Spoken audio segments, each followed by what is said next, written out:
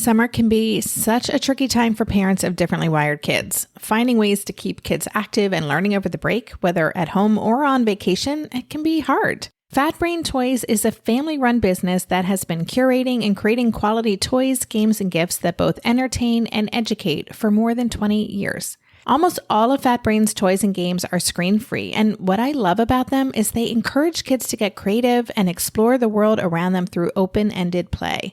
I'm especially drawn to this really cool product called Mr. Bendy. It's a sturdy yet bendable figure with posable arms, legs, and eyes. It comes with wax bendy sticks that you can use to turn Mr. Bendy into really anything, an astronaut, a guitarist, a pirate. And you can play it as a game with the sand timer and game tokens, or you can set those aside and just engage in open-ended play to explore things like spatial reasoning, creativity, and observation skills. I think what I love most about Mr. Bendy is it offers an easy and fun way for parents to connect with and support their neurodivergent kids in exploring social and emotional learning. Also, you know that I love a mission-driven company. Well, Fat Brain Toys is made up of families who want to make life better for other families. It was founded out of the desire of two parents to provide better play experiences for their kids, so their aim is to support you in doing the same. Fat Brain is a new sponsor of Tilt Parenting, and they've put together a collection of toys for our families. Go to www.fatbraintoys.com/tilt to get 10% off all the items in the Tilt collection when you use the code TILT at checkout, and find out for yourself why Fat Brain Toys is a smarter way to play. That's the thing. Healthcare, medical education actually believes that there is one linear, correct way to develop. So when you ask me about barriers, I think that's important to name. I think the medical model is a barrier to access. I think that the way a professional sees you influences your interactions. If someone is viewing me through a deficit-based lens, my limbic system sounds the alarm. You're not safe. And there are so many patients who do not feel safe in healthcare environments. And they're not wrong. I'm Debbie Reber, and welcome to Tilt Parenting, a podcast featuring interviews and conversations aimed at inspiring, informing, and supporting parents raising differently wired kids. For some people, going to the doctor is not as simple as going to the doctor. In fact, for many parents of neurodivergent kids, and for many neurodivergent people themselves, interacting with healthcare systems requires researching, planning, and strategizing ahead of time in hopes of a smooth appointment. Unfortunately, all too often, medical appointments are uncomfortable, they're stressful, and in some cases, they're traumatic because the environments and the approaches to healthcare in those settings aren't neurodivergent affirming. As a result, traditional healthcare models often fail their neurodivergent patients, which is why today's conversation is so important. My guest is a doctor who is passionate about changing medical practices to be more neuro-inclusive and community-based. Dr. Mel Houser is a family physician and the founder and executive director of All Brains Belong Vermont, a nonprofit organization with a mission to support the health and belonging of people with all types of brains. All Brains Belong has pioneered an innovative model that integrates medical care with social connection, employment support, and community education. So in this episode, Mel introduces us to All Brains Belong Vermont, which is truly a revolutionary community-driven healthcare model that goes way beyond medical care. We also talked about why the traditional healthcare system often fails their neurodivergent patients and the serious consequences for those patients when they opt out of the medical system altogether. We talked about the critical need for healthcare to address not just physical, but also the social and emotional needs of their patients, and practical strategies on advocating for better healthcare, from understanding access needs and requesting accommodations to just challenging the defaults of the current system. I really loved this conversation. I'm so grateful that Dr. Houser is doing this work in the world. And I feel so much more informed about how we can navigate the healthcare system in a way that really supports our kids and ourselves. I hope you enjoy it. Hey, Mel, welcome to the podcast. Thanks for having me. I'm so happy to bring yet another new conversation. I've been doing the show for over 8 years, and I am always thrilled when I can bring a new topic to the show. So I'm really looking forward to getting into your work today. But before we dive in, would you spend a little time talking about who you are in the world and kind of your personal why for what you've created through All Brains Belong. I guess really your story. Tell us a little bit about your origin story, if you will. Yeah, so I'm an autistic family physician, and I'm the executive director of a nonprofit organization in Vermont called All Brains Belong Vermont. And we've developed a new model of healthcare to try to meet the needs of people who have felt dismissed, invalidated, othered, not had their needs met by the traditional healthcare system. And the model we've developed here is integrating medical care into social connection, employment support, helping people arrive at a deep understanding of their needs. And as for my why, when I was 37, I learned for the first time that I'm autistic, ADHD, dyslexic, dyscalculic, dyspraxic. I didn't know anything about my brain until then. And like many late identified neurodivergent adults, I discovered these things, received these diagnoses in the context of autistic burnout. And literally within a few weeks of receiving my autism diagnosis, I learned that the life expectancy for an autistic person was 36 to 54 years, with premature cardiovascular disease and suicide as leading causes. I was 37, and I had a then 4-year-old autistic child. It was a hard stop. Like, how is this possible? Like, nobody knows this. This was completely unacceptable. So I quit my perfectly stable job and started this nonprofit organization to try to intentionally reimagine what healthcare can look like. And the model over the past, because we're a toddler nonprofit, we're 2.5 years old. It's really a model of community-driven healthcare. It's about unlearning a lot of traditional medical practice and like the way that healthcare services are delivered. It's really about operating in ways that are good for all humans, with a focus on community and giving people a place to belong and to become. Such a fascinating story. And I knew some of it. I didn't realize that all of the information you learned about your brain, I knew about the autism and the ADHD, but all of those other learning disabilities, like how did you get through all that you went through to become a doctor? How did you do that? I think that so many brains learn to compensate, or maybe there's also this component of things being really hard, but you don't know why they're hard. And you find all the workarounds, or you avoid like the nuanced things that are hard and do some like oblique way to do them. I think probably I've been doing that all my life. Wow. And would you mind just telling us what your stable job was that you were doing when you decided to make this pivot? I'm a family physician, so I care for toddlers through older adults, and I worked at a traditional primary care practice, but we also cared for our own patients in the hospital. So early in the pandemic, I was caring for sick patients in the hospital and seeing patients in clinic and was on call for 24 hours, 7 days straight. And that kind of sleep deprivation and dysregulation, and like while also homeschooling my then 3-year-old while listening to your podcast, that was my life. I would say is that probably for the last 2 or so years at my previous job, my clinical practice had really evolved towards supporting neurodivergent kids and adults, often multi-generational families. So that happened already. And what I was finding was like, so not only was I like learning about my own brain and learning about my child's brain, but I was also recognizing that my patients, their needs were not met by like all of the broken systems. It wasn't just healthcare. You know, they were struggling to access their education. They were struggling to access jobs. They were lonely. And I remember this one day I was seeing an 8-year-old sweet little love who loved Pokemon and had no friends and was being bullied at school. And then right after that, I saw a 9-year-old autistic child who also loved Pokemon and had no friends and was being bullied at school. And I was like, what is this? What is this madness that I can't introduce these sweet little loves and have them live happily ever after in community? And it just made no sense to me that healthcare was treated so separately from the rest of life.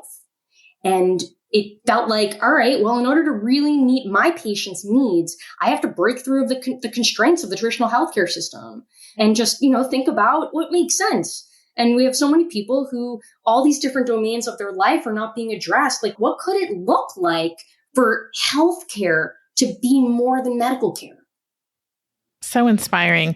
This is something, obviously, in creating Tilt, I was trying to question all of these systems, right? And I recently did an episode which I was so excited to get out into the world. I brought in 2 therapists and we talked about specifically therapy and therapeutic modalities and what are some of the limitations and the challenges of applying those traditional approaches to neurodivergent kids, adults, clients. And I feel like you're tackling the medical care system in the same way. Could you talk about what you see as the biggest limitations or challenges or the shortcomings of the healthcare system when it comes to serving their neurodivergent patients? So many things. There's a literature base on this about the barriers. There's a study by Daugherty et al. In 2020, looked at the barriers faced by autistic adults accessing primary care, and these clusters of themes around the environment, the healthcare interactions, limitations related to the provider, the knowledge, skills, and attitudes that autistic people perceive that healthcare professionals don't have adequate knowledge, skills, and attitudes to provide care to them, and the systemic barriers. I think there are so many defaults in the healthcare system. I mean, just like there's defaults in school and defaults in workplace, right? It's the default, one way to do the thing. And when we have this mainstream society with the one lane to go down, it doesn't have to be like that. And so healthcare is that way. You need to pick up the phone to make an appointment. You have to fill out the 20-page packet to become a new patient, like all those things. And it's just, that's the default. And so anytime anyone's brain works differently than the default, they're not only going to struggle to access, but even with the accommodations and workarounds, they're still othered. That's what the literature shows, and that was certainly the experience in our patient community. That's how we started, actually. We asked the people what they wanted. We asked the people what they needed, what they wanted. We asked them what stressed them out, and we designed programs to address those things. It was really a co-created community health village of people coming together, looking for something different. And because to think that the abysmal healthcare outcomes for neurodivergent people, to think that it has to be that way, it's just a failure of imagination. The timing is so right for this. There is so much more. I feel like in recent years, there's been a big growth in awareness of neurodivergence. And certainly we've seen companies start to modify their workplace environments, at least on paper. They're more neurodivergent affirming, but it seems like it's well past time for this to happen. I want to get into some more of what we're discussing. I want to take a quick break because I have a feeling we're going to go down another rabbit hole. So 1 second. As a longtime runner, hydration is something I've always had to consider, especially in the hot, humid summers of New York. But staying hydrated is important for everyone, and it's not just about drinking water. Being optimally hydrated means optimizing your body's fluid ratios, including electrolytes. In fact, electrolyte deficiency or imbalance can cause headaches, cramps, fatigue, brain fog, and weakness. Element is a zero-sugar electrolyte drink mix designed for better hydration. Each pack provides a strong dose of electrolytes without any sugar or artificial colors or any other dodgy ingredients. And while Element is found in enthusiastic community in everyone from Olympic athletes to special forces to functional nutrition experts, it's also perfect for moms, your everyday exercise enthusiasts like me, folks who are fasting or those following keto, low-carb, whole food diets, really anyone on a mission to restore health through hydration. Element's formula was created with a science-backed electrolyte ratio of sodium, potassium, and magnesium. And again, no sugar. And because I'm a researcher, I wanted to better understand the benefits of having optimal electrolyte levels. And there are so many, including reducing muscle cramps, promoting better sleep, and supporting better digestion, just to name a few.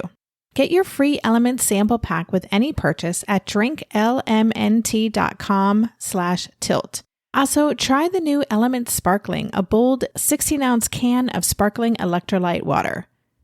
There are a lot of moving pieces and big transitions happening in my world, and I'm finding myself really relying on my routines these days. Because when there are so many changes happening that are beyond my control, consistency in a few aspects of my life has been absolutely critical. That's one of the reasons why I like Ritual's Symbiotic Plus, a 3-in-1 supplement with clinically studied prebiotics, probiotics, and a postbiotic to support a balanced gut microbiome, as it's become a regular part of my morning routine. One minty capsule first thing while sitting down with my laptop, and I can get on with my day knowing that I'm doing something just for me and my well-being. And the capsule itself is a delayed release, which helps it survive the harsh conditions of the upper GI tract for delivery to the colon, which is exactly where we want it to go. But there's a lot more I like about Ritual too. As a company, they're committed to sustainability, using scientific tools to select lower carbon packaging, prioritize sustainably sourced ingredients, and set ambitious climate goals. And they're a female-founded B Corp, meaning they are holding themselves accountable long-term to not only think about their company's financial health, but also the health of people and our planet. I love all of that. There's no more shame in your gut game. Synbiotic Plus and Ritual are here to celebrate, not hide your insides. Get 25% off your first month for a limited time at ritual.com/tilt. Start Ritual or add Synbiotic Plus to your subscription today. That's ritual.com/tilt for 25% off. We parents of neurodivergent kids have to be willing to question everything we thought we knew about parenting, and that includes being open and curious about educational options that might be more supportive and positive for our kids than traditional educational institutions. Learning from home can be an ideal solution when a child isn't thriving in brick-and-mortar school systems. That's why I wanted to be sure you knew about K-12. Tuition-free online accredited public schools for kindergarten through 12th grade designed to help your child learn at their own pace, in their own place, all with an engaging curriculum that supports individual learning styles. To be clear, this is different from homeschooling where you are responsible for teaching them. K-12 powered schools' state-certified teachers are trained online educators. They utilize hands-on innovative technology to make learning interactive. K-12 has more than 20 years experience helping students gain the skills they truly need to thrive in the future, and it just might be the perfect fit for your child too. K-12 powered schools even offer social opportunities, extracurricular activities, and in-person events.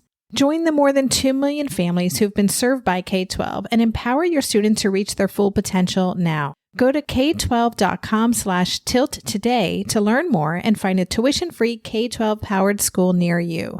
That's the letter K, the number 12.com/tilt. K12.com/tilt. One thing that came up as you were answering the question about being othered in some of those barriers, I'm also thinking about when we take our neurodivergent kids and they're quite young and they might have a lot of sensory issues or other issues that mean they have big responses to things, how much prep work has to be involved, and how having a nurse or someone that they're engaging with who actually understands and can support that piece is, I feel like it's a rarity. Can you talk about your experience in going through medical school and all of this? Is there learning that happens about neurodivergence? Is it like an hour-long lecture and that's it, or? Yeah, so my experience, and so I trained 15 years ago. I got a 1-hour lecture. It focused on the triad of impairments. It's really the medical education system is stuck in the early 1900s. I was explicitly taught that there was one correct way to develop. It's interesting when I do trainings, sometimes I talk about this with my now 7-year-old. I'm going to go do a neuro-inclusive healthcare training. What should I tell the people? And my sweet little love, they were 5 at the time when we had this conversation. And they say, Mama, tell them there's no right way to be a person. That's my baby. That's the thing. Healthcare, medical education actually believes that there is one linear, correct way to develop. So when you ask me about barriers, I think that's important to name. I think the medical model is a barrier to access. I think that the way a professional sees you influences your interactions. If someone is viewing me through a deficit-based lens, my limbic system sounds the alarm. You're not safe. And there are so many patients who do not feel safe in healthcare environments, and they're not wrong. Right. And the dynamic is already set up so that there's an expert and then someone who really doesn't know anything. So it's already so uneven. Yeah. I think one of the things that reminds me of, for the patients we serve at All Brains Belong, not everyone is neurodivergent or identifies as neurodivergent, but what they did have in common is that their needs were not met by the traditional healthcare system. And amongst that group, what they also had in common was a pattern of medical conditions, a pattern of intertwined medical conditions that they always felt were connected. But because of, the healthcare system, the constraints of the healthcare system, you must see patients every 10 to 15 minutes, et cetera, it really gets in the way of clinicians addressing multiple problems at a time.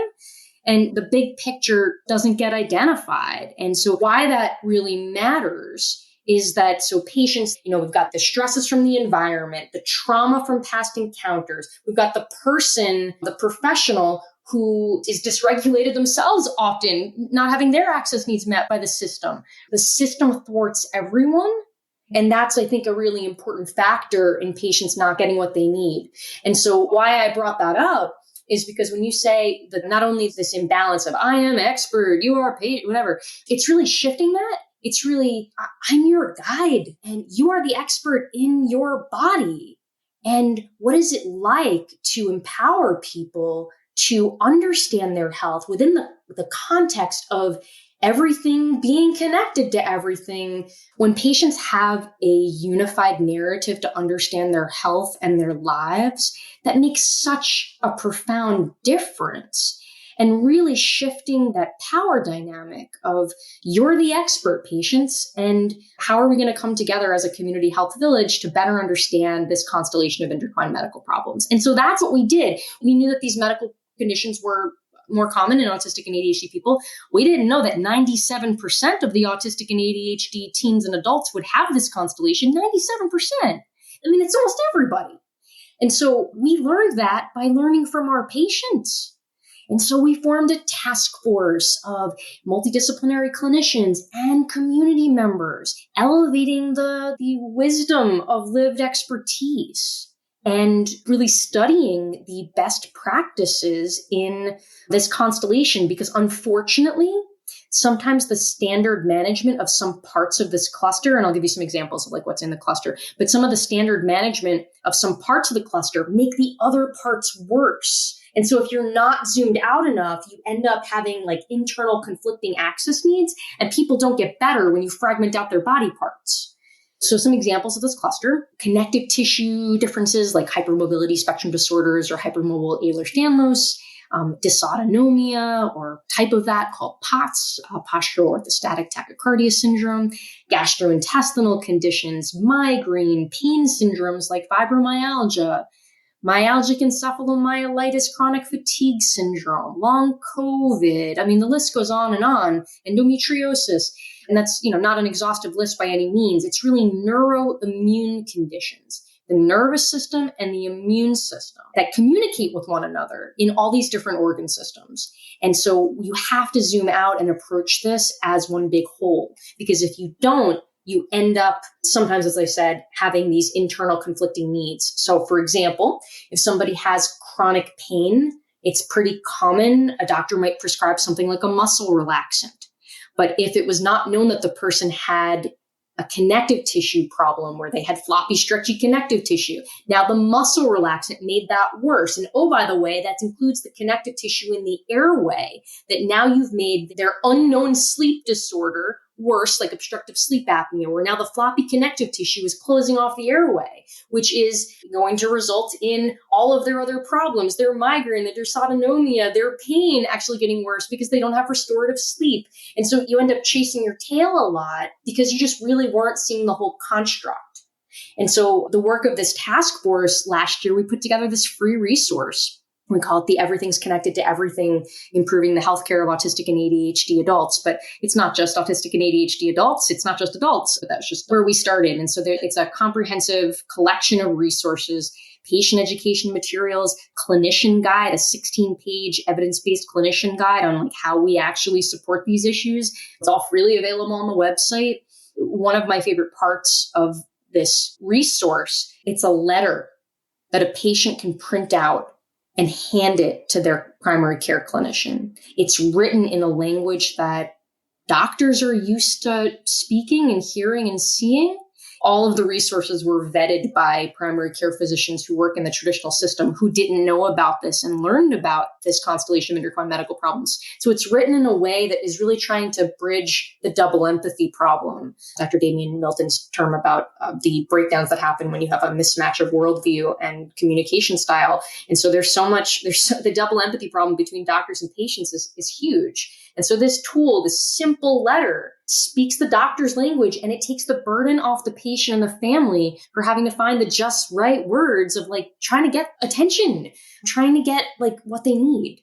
I loved that resource and that letter specifically because I think that's what so many parents need. Like, we do so much research and we're always advocating, and we're advocating often in spaces where we don't have the knowledge or it feels really uncomfortable or there is that power imbalance. So you providing that resource, it's like, here you go. This is what you need to know. It's just so helpful. Yeah, and the feedback we've gotten is that letter works best when not accompanied by too much other stuff. So it's just the letter, hand it over. I found this project. I'm hoping we can look at this letter together. And you just start there. And this way you are empowering the clinician to browse the resources that they are finding important and relevant and salient to them. Because as a PDAer who is the parent of a PDAer, the unsolicited bids for attention that go on, like that involuntary limbic response to that of like, here, I printed out the 40 pages for you to read, even though all of it's like really relevant, really important. That may not be an effective strategy. Yeah, good point. That is very good advice. Going back to what you were talking about, and I appreciate you walking us through these patterns of medical conditions that are commonly experienced. And what came up for me as you were saying that, and you talked about chasing your tail, right? Looking and treating all these things separately, how much that hurts people when they try this. And not only does it not necessarily work, but it might exacerbate other symptoms. And then you do this in all these areas, and it can really contribute to this narrative that I'm broken, like I can't be fixed. Right. And so the idea that a human being would have 40 things wrong with them, that narrative is harmful for health. It's also completely not true. They don't have 40 things. Why would that make any sense? They have one thing, the constellation. It's just a complete reframe that I imagine changes everything. I want to ask a little bit more about the cost to neurodivergent patients or people when they don't have their medical needs met. And we'll do that after a quick break. Ryan Reynolds here from Mint Mobile. With the price of just about everything going up during inflation, we thought we'd bring our prices down. So to help us, we brought in a reverse auctioneer, which is apparently a thing. Mint Mobile Unlimited Premium Wireless. How to get 30, 30, bit to get 30, bit to get 20, 20, 20, bit to get 20, 20, bit to get 15, 15, 15, 15, just $15 a month? Sold! Give it a try at mintmobile.com/switch. $45 up front for 3 months plus taxes and fees. Promo rate for new customers for limited time. Unlimited more than 40 gigabytes per month. Slows full terms at mintmobile.com. Hey there, it's Debbie. I love making this show and sharing conversations about how to support our awesome neurodivergent kids. I've seen how even one little insight from an interview can spark a big shift in daily life. But I know that raising complex kids can be messy and lonely. And just when we think we figured it out, something comes up that boots us right back to feeling overwhelmed and stuck. That's why I've poured everything into creating a way for parents like us navigating complex parenting journeys to join together and chart a path that feels positive, hopeful, and doable.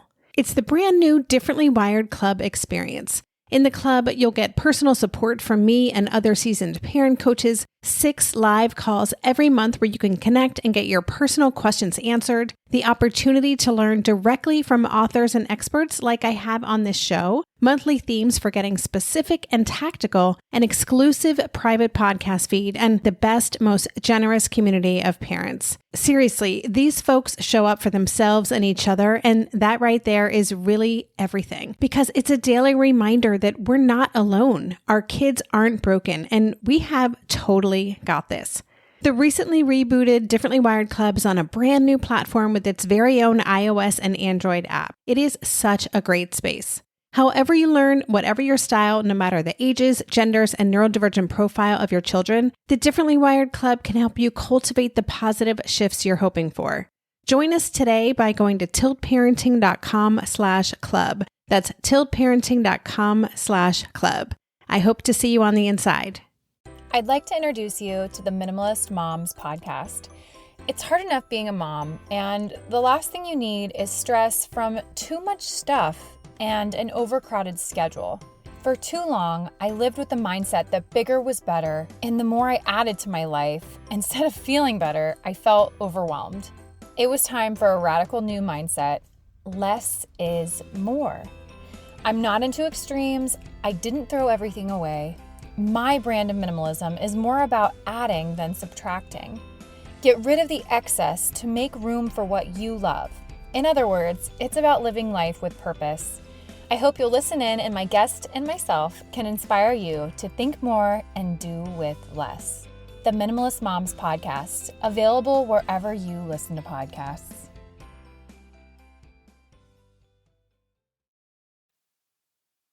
So we just talked about the challenges when all of these different medical conditions are treated as completely separate things.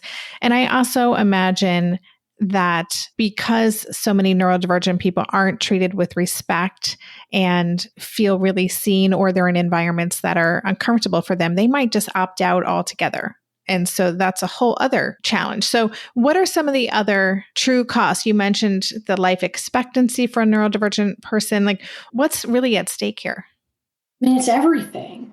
I would say that, we know the literature shows us not only the premature death, but 69% of autistic adults have untreated medical problems. 80% of autistic adults struggle to access primary care amongst people who have a primary care practice. It's not like, I got to find a practice. It's not taking in new patients. They have a practice. They can't go. It's not hard. This is not hard. And so, I think that one size fits all does not work for all, right? And so if we can think about universal design for healthcare, that can bridge a lot of barriers to access. And so that's what we try to do here. And I'm happy to talk about that, but to also name the cost. When you've got, quote, 40 medical problems, which you don't actually, and, quote, no one can find an answer, and this idea that we're like searching for something, and that there's going to be like a blood test or something that shows this whole constellation, that doesn't exist. And so when medical providers are in a different paradigm and the healthcare system is interfering with the clinician being able to access all of this, I really think this is a hopelessness situation. I think so many patients, they share that they not only have felt invalidated, dismissed. Many people use the term gaslighted through healthcare experiences. And why would I seek healthcare? That's that place where they hurt me and nothing good happens, only bad things happen. And we see this even amongst adults who incurred healthcare trauma as a young person, that this really stays in the nervous system for some time. Maybe there was restraint involved with vaccines or dental care or something. And you walk in and you see the fluorescent light. And it's not just the sensory experience of the fluorescent light. It's the trauma response to the other time you were in a place that looked and felt like this. And so one of the things that we've been very intentional about is having the environment not look and feel like a traditional healthcare environment, because you walk in and you don't even get to interact with me. If you walk in and you see the thing that takes your body back to that time, we're done. You're done. You can't access healthcare today, at least not fully. Yeah, I mean, you're reminding me of when my kid was 8 and had appendicitis, and it was the first trip to the ER, and the idea of doing a blood draw was like, I'm like, you're not holding my kid down. That is not happening. But it's just the trauma from those types of experiences. And I love on your website, you have some videos to get to see what your practice looks like. And it feels like just you're hanging out in someone's living room, almost like it's just very comfortable. I love the intentionality behind that. Thanks. Yeah. And again, that was like co-created with patients. And all of our patients, they don't need to disclose a disability or ask for, they can ask for whatever they want, but they don't often need to, because everybody gets a menu. Everybody gets a menu of options. So, you pick your furniture, you pick your lighting, you pick indoor, outdoor, you pick from a range of sensory processing supports, executive functioning supports. We really try to normalize multimodal communication. We have folks who they come into the office and they're speaking communicators, but they speak at a cost. And so they're sending text messages in the chair next to me because why not? Why would I not want you to communicate in the way that you best communicate? Or we've got people who they build these really cool mind maps that show their symptoms and what makes things better or worse. They send emails, they send text messages. Like, why would I not want you to communicate however works for you? Gosh, I love it so much. I'm getting excited. I'm like, yes, this is so cool. I would love to just talk for a moment about the community piece, because that's a big part of All Brains Belong. You talk about it as a neuro-inclusive healthcare and community. And you've said, I've heard you say it in interviews, healthcare is community. So can you just say more about what you mean by that? Yeah, for sure. I think first I just want to name the consequences of loneliness for health are really significant. There's research that shows that loneliness has the equivalent impact on health as smoking 15 cigarettes per day. Whoa. So if someone is lonely, I actually can't really get you healthy unless I address that. And so, many of the patients in our community have not had the experience of being able to show up authentically as their true selves and feel safe doing that. And so for many people, this is the first time. It's people learning to show up, connecting with other people who are navigating similar challenges. And I think what I've seen is that this community-based model, it's like, I don't want to say a fast track, but a faster track to shifting one's internal narrative. Because when you hear your story reflected back to you through the stories of other people, so many people have shared, they feel so much less alone and so much more hopeful. And I think that is really health promoting. Absolutely. So you talked a little bit about your All the Things resource and including that letter and how you're helping both parents and families and adults, and you're also helping to inform medical practitioners. I'm wondering if you have thoughts on other ways that we can all be part of changing this bigger system, just so people who don't have access to you, I imagine people are like, I want Dr. Houser to be my doctor, but not everyone can be your patient. So how can we all be part of changing the system so we can all have better chance of having access to this type of support? Awesome question.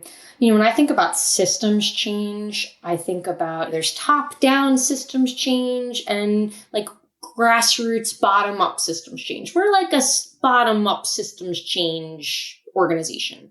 It's the idea of parallel play with the healthcare system. A lot of the tools that we're producing, because it's not, you're absolutely right. All Brains Belong is not going to be able to provide healthcare, certainly outside of Vermont, and people are suffering. That's why we have these community and education programs. So we have a free weekly community education program called Brain Club, where we talk a lot about these topics. We have the Everything's Connected to Everything resource. I'm doing a free webinar next week about specific things patients can ask for when they go to healthcare appointments. We're also doing trainings. We're doing trainings for healthcare practices and employers. You have to address it from all the sides because that's what systems change, I think, looks like. It's thinking about what you need and trying to adapt environments and routines to meet your access needs or your child's access needs. And so you brought up before the idea of you prepare for a healthcare appointment, all the things that go into that. Of course, I have so much privilege. I'm a doctor. I'm white. I know the medical system, all of that. My child, who has had a lot of healthcare needs over the course of their life, they have had so much preparation and so many accommodations made and asked for. But patients, they don't know what to ask for. They don't know what's okay to ask for. So you bring up your child going to the emergency department. You have the knowledge to say, I'm asking you not to restrain my child. Oh my gosh, thank goodness that you know that you're allowed to ask for that, right? But things like, can you turn the lights down? I think that it comes down to not just in healthcare, but in life, learning about one's access needs or your family's access needs. What does each person need for full and meaningful participation in their lives? Because when you learn that, then you know what to ask for. What would be best would be having a menu. The burden is not on you to come up with your own ideas for your accommodations. That's why we make these free resources and we post all over social media about them. And so, it's the idea of like providing ideas for then people to go and ask for them. Because they're not hard. They're also free. It's literally free to shut the lights off. True. I just want to say before I have one last question for you, but listeners, I'm going to have a lot of links in the show notes page. So please check that out so that you can follow the work of Mel and get these free resources. There's just a lot of information on there and it's very empowering to have this information. So thank you for creating those for the world. I'm curious to know, before we wrap up, what kind of response you've gotten from healthcare practitioners that you train. Do you see resistance? Do you see a real willingness and openness? I've been so encouraged by the receptivity of healthcare professionals. I think that it's about the approach, right? So we don't go in anywhere and say, hey, you're doing it wrong. We talk about how there are systemic barriers. Patients are not getting their needs and clinicians are not getting their needs. It's not the healthcare provider as villain. It's the healthcare system as villain. And people are like, oh yeah. Like that's the thing about the healthcare system. The people in it, they know that it's not good. So that's helpful. And so then we go in and we talk about inclusion, right? So everybody wants inclusion. They just might not have any idea what it means. It's the idea that how do you build environments where people with all types of brains can get their needs met? It's not a set of practices that you do differently for, say, autistic people. It's universal design. How do you offer things in multiple different ways and give people freedom and choice to pick what works for them within the constraints of your environment? And so something as simple as thinking through the workflow of a patient's journey through your healthcare experience. Are there any defaults? Anytime there's a default, anyone else is going to be othered. So can you introduce like one extra way for someone to do the thing? And they're like, yeah, I can do that. And as it relates to the Everything's Connected to Everything project, people have been really into it because it's helpful to them. They're in the trenches. They are slogging along with their 10 to 15 minute visits. These are really medically complex patients. And so this tool, it helps them. It helps them because it lays it all out there. And it also, I think, contributes to clinicians and patients being able to communicate about these topics in a way that often has been difficult to achieve. And so they see it, and we've been very excited to hear from clinicians that they appreciate learning about these things. Because I think it's really important to note, like you asked me about, what was your training about neurodivergence in training, like this constellation of intertwined medical problems. It's not part of medical training. It's not part of medical training at all. It's about learning and unlearning. And when people are willing to unlearn so many things, that's what's really a prerequisite to systems change and everything else. Oh, so good. I'm kind of fired up right now. So I'm going to get off this conversation and have to talk to my husband and kid about this because I'm very excited about you and the work that you're doing. Anything that we didn't get to that you want to make sure my listeners know? Yeah. One more thing I realized I should have included when you asked me about community.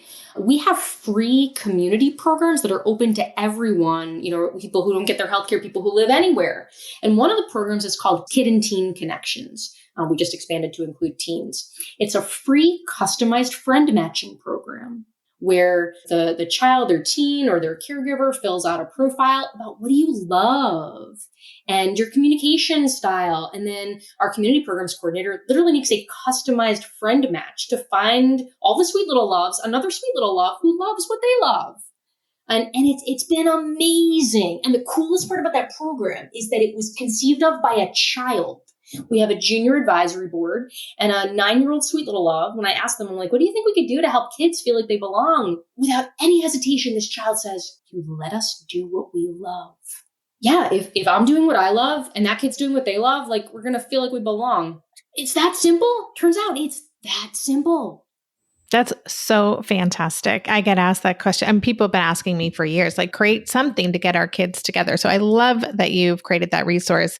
We'd love for your listeners to connect with it. It's completely free. Amazing. Amazing. Okay. So listeners, definitely check out the link to that in the show notes as well. Wow. Okay, Mel, I'm going to let you go now, but I just want to say thank you so much. I'm so inspired by the work that you're doing. It's exciting to me. It's such a big piece of the bigger paradigm shift that we're all working towards. So thank you so much. Thank you so much. And thank you for all the work you do to shift the paradigm. You've been listening to the Tilt Parenting Podcast. To learn more about today's guest and the resources we talked about, check out the extensive show notes page on Tilt Parenting. There you'll find key takeaways, links to all the resources mentioned, and even a full transcript of our conversation. Just go to tiltparenting.com/podcast and select this episode. If you're looking for personal support from me and connection with the phenomenal community of parents raising neurodivergent kids, join us in the recently rebooted Differently Wired Club. The new Differently Wired Club can help you cultivate the positive shifts you're hoping for. Go to tiltparenting.com/club to learn more. The Tilt Parenting Podcast is hosted by me, Debbie Reber, author of Differently Wired and the founder of Tilt Parenting, and was edited by Andrea Curtis Amasquita. To support this show, please join my Patreon campaign where you can set up a small monthly contribution. Just go to patreon.com/tiltparenting to learn more. If you want to follow Tilt on social media, you can find us at @tiltparenting on Instagram and Facebook. And lastly, please take a minute to leave a 5-star rating or review on Apple Podcasts or wherever you listen to podcasts. That helps this show stay visible so others can find it more easily. And that's all for this week. Stay safe, stay well, and take good care. And for more information about any of the parenting resources Tilt offers, visit tiltparenting.com. Hi there, I'm Andrea Owen, self-help author with 19 translations of my books, global keynote speaker, and life coach. My podcast, Make Some Noise, has been serving up self-help in a simple-to-digest way for the last decade. The topics brought in each episode are practical and easy to implement around topics such as working through fears that keep you stuck, different modalities of therapy, managing your negative self-talk, and more. We bring you guest experts, solo episodes, and I even coach listeners on the air around relatable struggles. I also do my best to weave my sense of humor into some heavy topics because, let's face it, life can be pretty hard, and it's so much better when we can have some fun while walking through our challenges. Whether you're seasoned in personal development or just starting out, Make Some Noise podcast will help you become the best version of yourself, the person you're proud of when you look in the mirror and show up in your life. Simply search Make Some Noise with Andrea Owen wherever you listen to your podcasts.